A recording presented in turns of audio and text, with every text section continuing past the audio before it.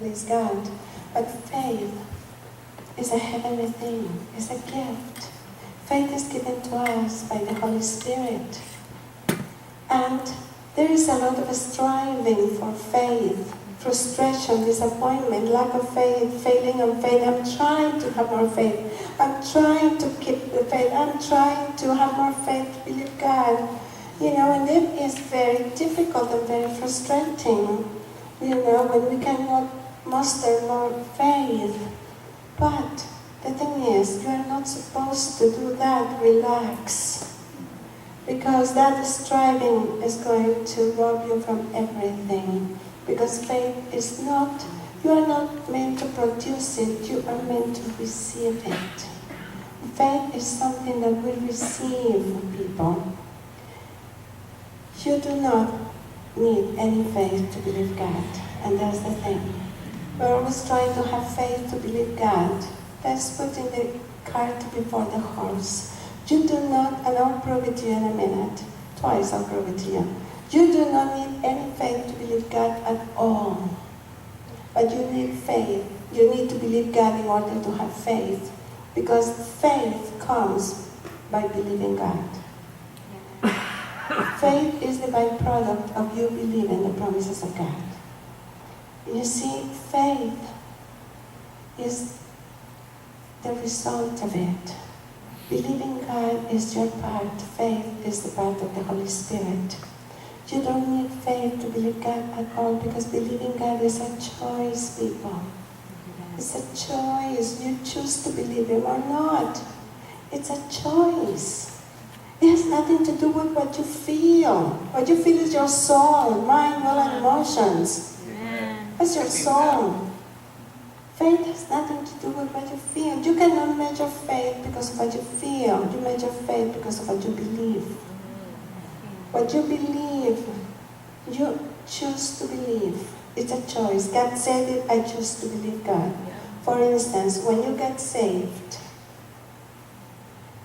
you heard the message of salvation somehow, but you didn't have faith for it. All you had to do was believe it or not. That was it. All that was required of you was to believe that message or not. The moment you chose to believe it, the Holy Spirit gave you the assurance of your salvation. That's faith. Arose within you after you believed the message, not before you believed it. You didn't need that assurance to believe. You chose to believe it. That's how faith works. We believe God, and God empowers that by giving us the faith to walk it through. Believing God is very important. 3 times the Bible says about Abraham, Abraham believed God. Because of that, he was counted as righteous. You want righteousness, believe God. It's righteousness to the Lord. You see, he believed God. Because of that, he became a father of faith. See, faith comes in measures. It says in the book of Romans, we have different measures of faith. Faith is in measures. But faith is meant to increase. It can grow and it can grow and it can grow. And that's what happened with Abraham. He was human like you and me. He wasn't a superhero. But the secret was he believed God. Even against circumstances, he didn't waver, hope against hope. James says, James is brilliant. I love James. I can't wait to have coffee with him and meet him in heaven. James says that if you ask for something, God for something, James chapter 1, if you ask God for something, you must make up your mind to believe that He will do it. Because if you don't, if you waver, you will be like the waves of the sea being tossed to and fro, and such a person will not receive what they ask for. You see? You have to make up your mind to believe. It's a choice. Make up your mind to believe that He will do it, and don't waver. That's what Abraham did. It says he didn't waver even when everything was against the promise. And he stuck with it, believing by choice. It's a choice that you and I can do, because we have a spirit of might, power, and self-control within us. And we can activate that. God has given us a spirit no spirit of fear or intimidation, but a spirit of might, power, and self-control. So because of that, we can make these choices. Choosing to believe God, hope against circumstances. Doesn't matter what happens, it's a choice, you can make it. That's what Abraham did. Believing God, he received the faith. It says in Mark chapter 9, starting verse 14. It tells the story of a man that needed a miracle for his son, had to be delivered and be set free. So he came and asked Jesus for the miracle.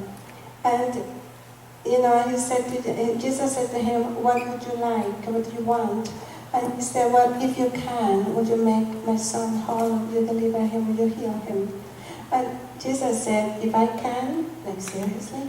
If I can, he actually said that, if I can, you ask? If I can, anything is possible if you believe. The man responded and said, I believe, and help my unbelief. Another version says, I believe, but help me not to doubt. See, believing God is one thing, doubt is a different thing. The man knew, he believed Jesus could do it, therefore he came. Just like you believe God can do it, we believe, that God can do it. He said, I believe, but he also knew, if it didn't happen right away, he was going to doubt. And he said, help me with that. And Jesus wasn't upset. He did the miracle. But there is this stigma that if we doubt, we are a failure. Doubt is human. Relax. We all deal with it. We just don't talk about it. But we all deal with it. You see, because doubt and unbelief are lodged in the soul, mind, will, and emotions. Faith is in the spirit. Two very different realms, both within us. Paul said in the book of Galatians that the soul and the spirit are two forces at war within us, pulling into different directions. And that is the conflict between faith and unbelief and doubt. Two realms, two forces. So we have to make sure that we make proper choices. You see, you have to make a choice. Decisions are very important. Because if you go by what you feel, you will never have faith. You will struggle with faith all your life if you go by what you feel. Because the soul is connected with circumstances. Reality here today. That's what the soul is connected to and responds to. The spirit is God connected. The Bible says the spirit is always ready, the soul is not. The flesh, or the version says. And it is, the spirit is connected with God, always ready, doesn't struggle, is connected, but the soul is not. So we have to help our soul get there, because the soul will pull you away from faith, promises, and destiny, because it gets freaked out. You see? And we know from the Bible, King David taught us how to deal with this. He had a troubled soul. See, having a troubled soul is human. The problem is when we make decisions to please the troubled soul. Good. The soul demands to make me feel good. Give me what I want, make me feel good now. When the spirit focuses on pleasing God and giving God what He wants. So when you receive the promises of God and you are walking towards these promises, towards the fulfillment of your prophecies, you will find always have to deal with this conflict. But like King David did, you can take charge of your soul. The soul belongs to you. It doesn't own you, you own your soul. And you can make the choice, like King David, and tell your soul, rest. King David said to his troubled soul, why are you troubled? Why are you troubled within me? Trust in the Lord. Rest, for I will still trust in Him. You see, we have the ability to do as he did. Make the decision and tell your emotions, tell your soul, relax, rest. And so this is, let me illustrate faith very quickly.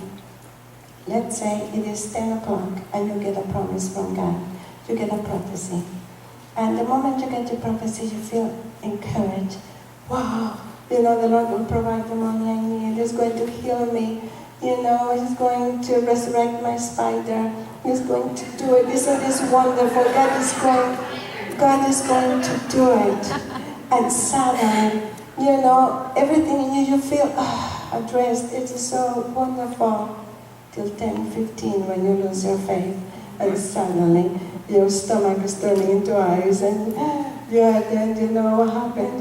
Look, there's the money in the backyard. My back is still in pain. And suddenly, you lost your faith. Doubt arose, unbelief arose, and the first thing you think is, I lost my faith. The reality is, you haven't lost anything. Faith is meant to be used up, not stored up. You must spend your faith. You see, we spend our faith. So, at 10:15, because the Bible says in Romans that we have different measures of faith, at 10:15, when you run out of faith, that simply means that for that particular promise, you only had a measure of faith to carry you for 15 minutes. That's all. It's better than nothing.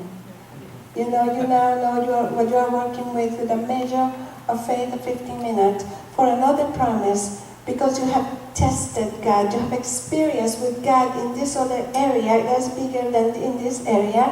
Your measure of faith in that area may be enough to carry you for 2 days. That means you can eat, you can sleep between freakouts. Because you have this measure of faith, because in that area you have experience with God. But in this area, your experience with God in that area is still small. In another area, you may only have enough faith to carry you for 3 minutes, because you have not gone to the kiddie pool yet. You see, and so you are there, and if you have only 3 minutes worth of faith, you need a paper bag to breathe in, because it's not easy. So at 10:15, when this is the measure of faith I'm working with for this promise God has given me, and you run out, relax. It's normal. All you have to do is go get more. So all you do at 10:15 is you tell your soul, go down and have a nap, relax, have a nap. Because I have a promise from God and I choose to believe it. And you turn to God and say, Father, my soul is troubled within me. I'm dealing with doubt and unbelief right now. My soul is doubting, but I choose to believe that your promise, that you are going to heal me. I choose to believe the promise, that you are going to save my child, that you're going to, help save my marriage. Whatever the promise is, I choose to believe your promise by choice, not by what you feel. I choose to believe your promise. At that moment, the Holy Spirit will respond and give you another measure of faith. And you will be fine till 10:30. At 10:45, at 11 o'clock, because remember you're working with 15 minutes, measures of 15 minutes. All you have to do is choose to believe God every time doubt and unbelief arise. See, doubt and unbelief is a conflict of your soul. Because your soul, mind, will, and emotions are trying to reconcile reality with the craziness you're choosing to believe that is opposite. And the scripture says that faith is craziness to the mind. But just to the mind of unbelievers, to our mind, freaks our mind out all the time to have faith. And to believe the promises of God, even the Hollywood ones, is even worse. Those promises. And so it is normal. Just keep on believing God. Understand this is just a conflict between soul and spirit. But you can choose. All you have to do is keep believing God every time doubt and unbelief arise. And before you know, you can go for a whole half an hour in between. That means your faith has doubled. And now you only have to keep on believing God every half an hour. Then it will grow to 2 hours, then it will grow and it will grow. Because faith grows. You see, within us. But it hinges on believing God. See?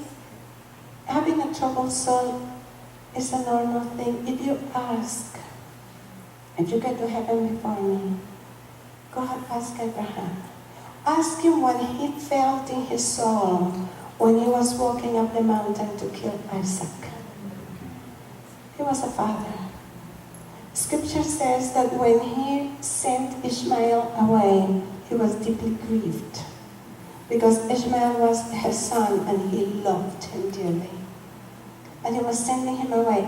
Now this is Isaac, the special one, and he's going to kill him. Do you think the father's soul was not troubled within him? Of course his humanity was troubled within him. But he kept on believing God regardless of what he felt. You know, I can assure you, every husband will understand this. My husband does. I can assure you, his soul was troubled within him every time he thought, what am I going to tell his mother when I come back home? I killed her child because God told me to, and we didn't make the decision together. You know, as a husband, his soul had to get troubled about the pain he was going to cause his wife, whom he loved so much, Sarah, the one he loved. You see, there are many circumstances that can cause the soul to be troubled. But just like Abraham, we must continue believing and going ahead.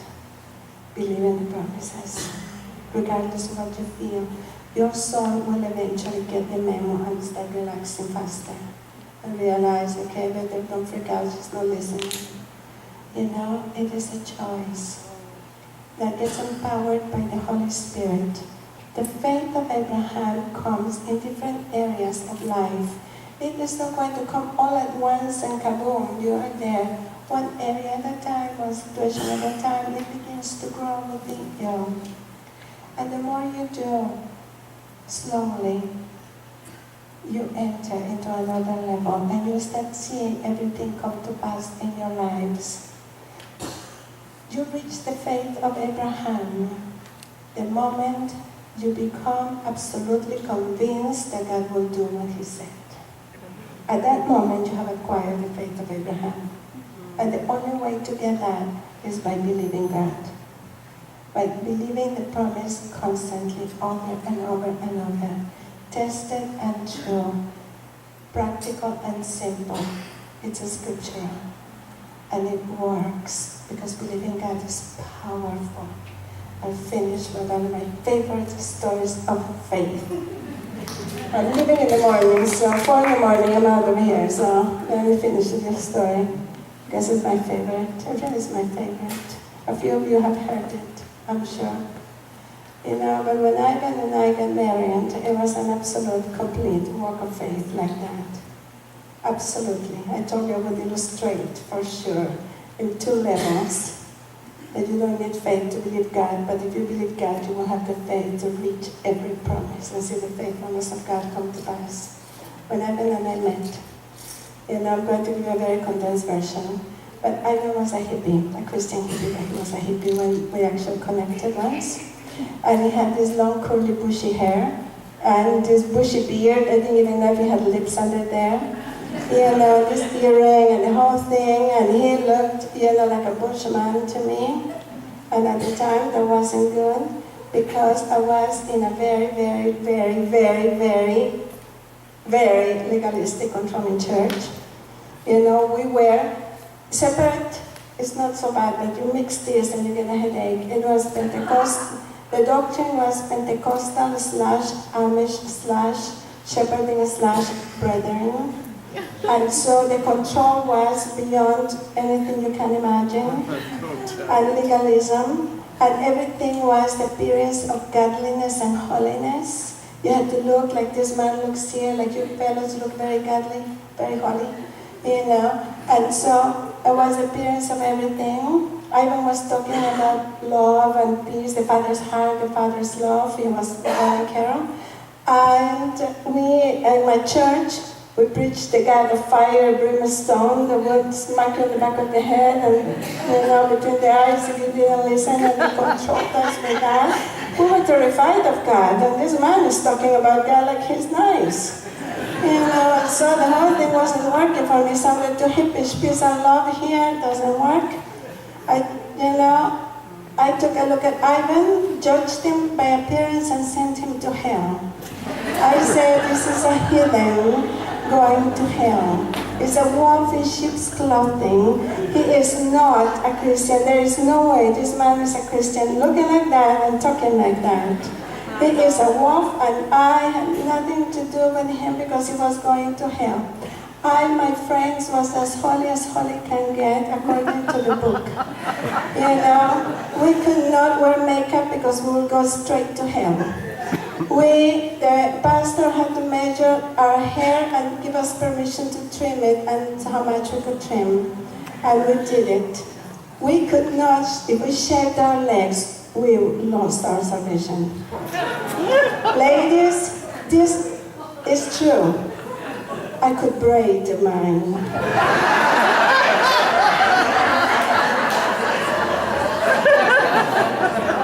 I tell you, I had a mustache like Tom Selleck. And I was as holy as can be and godly, because that's the way it was. And I lived by the book. So there I was, in my godly appearance, and Ivan in his heathen appearance. And so I would not even talk to him. I refused to, because he was going to hell. I was going to heaven. The heathen. I kept praying, God, take the heathen away from this place, please. Quickly, take the heathen away. You know, I had to translate for him a couple of times, and I repented because I had to interact with the heathen. It wasn't good. We were not friends. I kept saying, God, please take me out of here. Don't let me stay here, you know. And so God was merciful to both of us, and he left. And so we were relieved. I was relieved. The village, the peasants rejoiced. The heathen was gone. And that was fine. We were not friends, did not remain friends, because why would we even be friends? A man is going to hell and I'm going to heaven. You know, that was the end of it as far as I was concerned, until 2 years later, when the Lord spoke very unexpectedly and surprisingly through a very clear dream that could not be mistaken by any other voice than the voice of God. It was a very clear dream, and in the dream the Lord spoke to me and said, Isabel, I want you to marry Ivan. I have called your lives together for a joint destiny in my kingdom. I want you to marry Ivan for my glory and for my kingdom and for me. If you marry Ivan, I will use you together to build my kingdom throughout the nations of the world, and I will use your marriage for my glory and my name.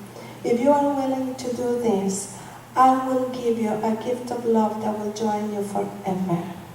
Will you do this for me? Now, if you need faith to believe God, I wouldn't be here. I had no faith to believe that at all. Absolutely, I had no faith. My soul revolted and screamed inside of me. Are you crazy? Don't even think about it. And I thought to myself, if I do this, if I marry this man, if this is all true, and I actually do this, and I marry this man, at some point, somehow, you have to kiss the guy, right?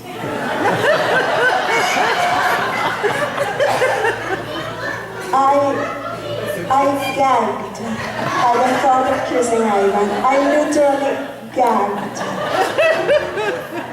And my soul was not on board with this, you know. And I said to my soul, just go down and have a coma. Don't wake up for a long time. Go into a coma. And I said to my soul, this is not about you. I don't have to like it to do it. I don't have to want it to do it. If I lived by my soul, I wouldn't be here. And I said to my soul, I don't live to please you. I live to please my Father. Come on. And if this pleases my Father, I will do what He wants from me. I took charge of my emotions and my soul, the unbelief and everything, tied it up in a knot. And I turned to my Father and I said, Father, for you I will do anything. It doesn't matter what you ask of me. If this is what you want, if this pleases you,